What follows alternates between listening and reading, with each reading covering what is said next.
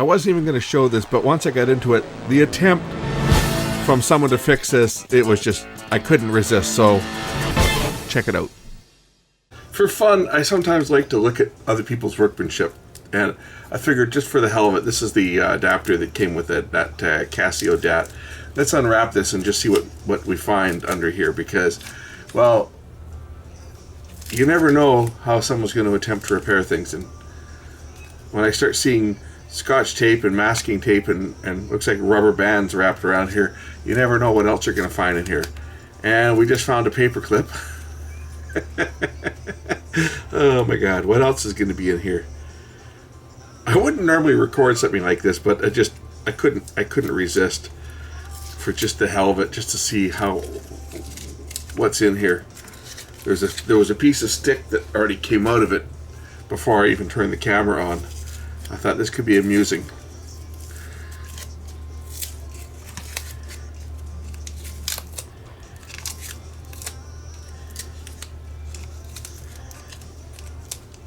Okay, there's a paper clip for sure, and there's some more Scotch tape.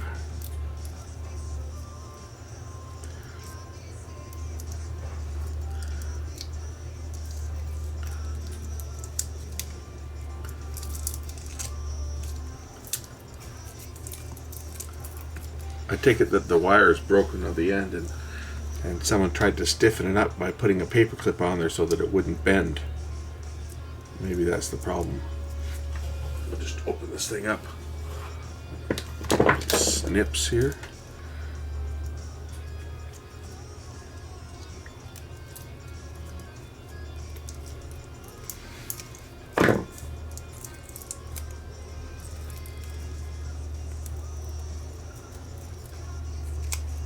Two paper clips. So 2 paper clips and an elastic band, and it looks like there's a piece of wood in here too.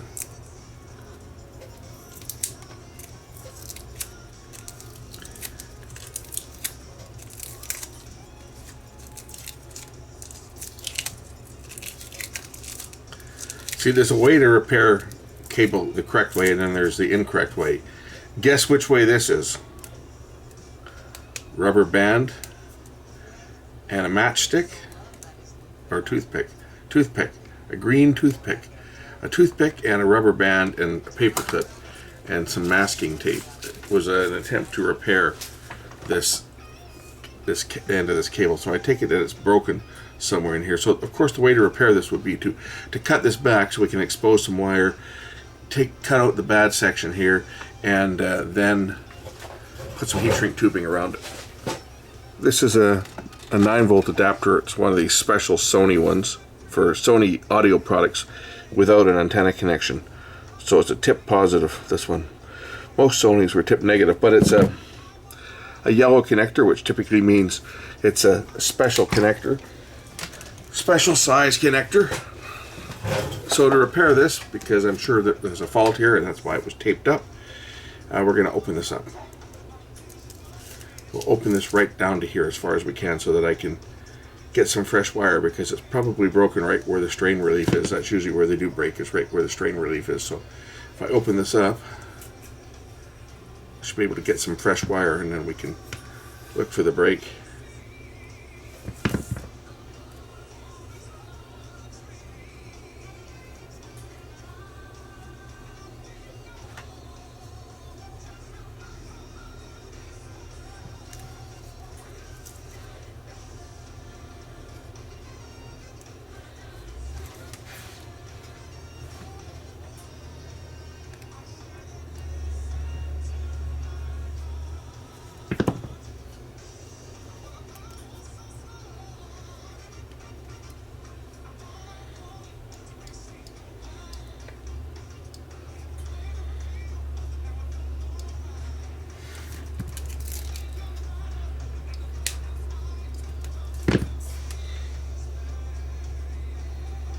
Let's see if we can determine where it's broken, but somewhere in here the wire is going to be broken for sure.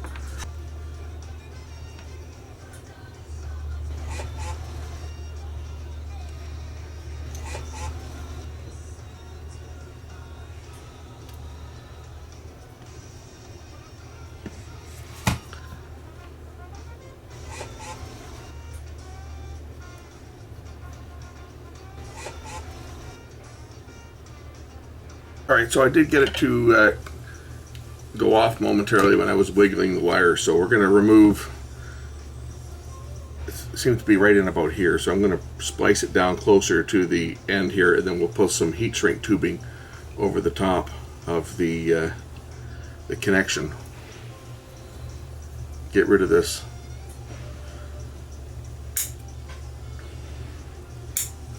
section of wire where the break appears to be. So we got some individual runs of heat shrink tubing to insulate the individual wires as I splice them. We'll solder them and then heat shrink them.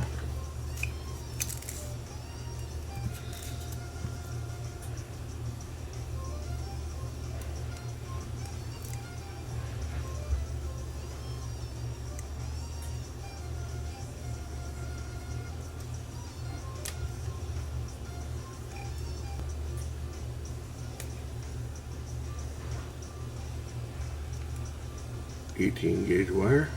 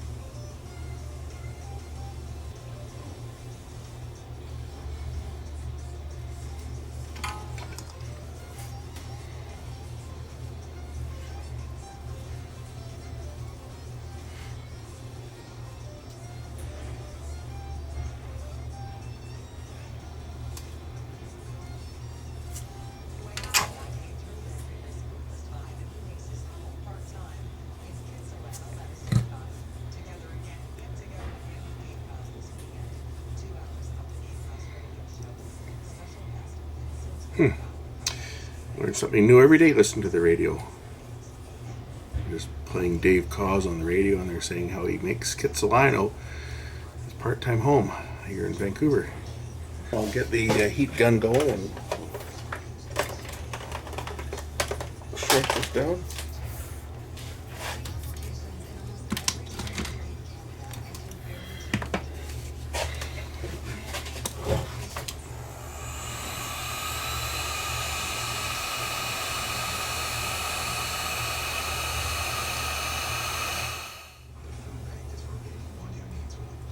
And then once this cools down enough so this doesn't start to shrink before I get it over the connection, I'm going to try to bring this up as far as I can, and this will provide a little more of a strain relief. Bring this one up as far as we can onto here.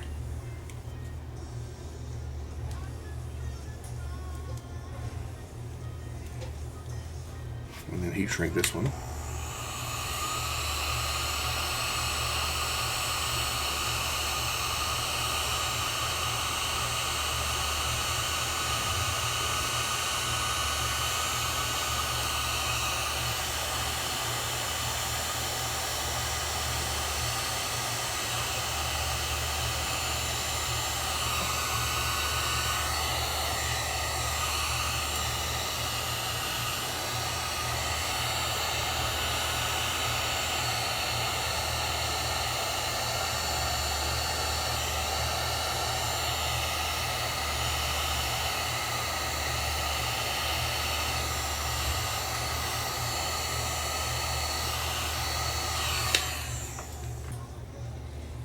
There, that should provide a better connection and get good strain relief on it now. It cools down here a bit. And there we go.